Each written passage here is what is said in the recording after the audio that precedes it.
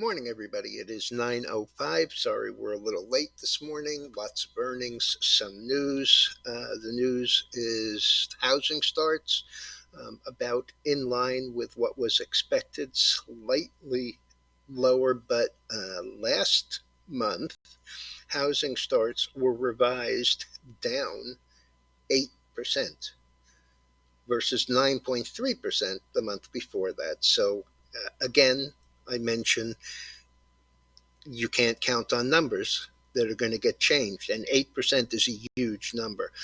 Permits were a slight miss at 1,496,000 on an annualized basis. We had a bunch of earnings today, but before I get to that, I really want to mention the fact that they had some jackass on from the Department of Justice who had the balls to say that they just want companies to have a fair chance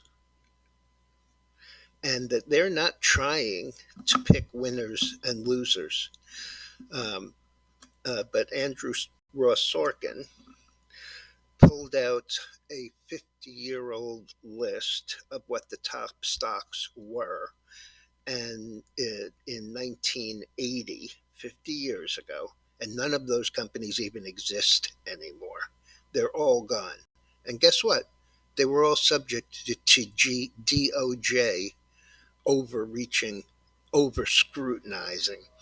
Um, this guy is doing exactly that. They're trying to pick winners. I mean, they say they want a level playing field. My attitude is this is capitalism. Somebody comes up with an idea, builds a company, and takes a major position at the head of the pack. And for that, what do they get?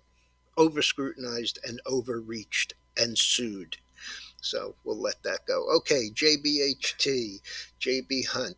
Stock was a miss. Earnings were a miss, and the stock is up $4 at 192. Um, Carvana put out their earnings 2 weeks early. I mentioned it last night as not having earnings for 2 weeks, and they made some sort of a probably dramatically dilutive deal in a debt for equity swap. The stock, which was 39.80 and was all over the place yesterday, closed near the low after being up over 42. This morning was as high as 58.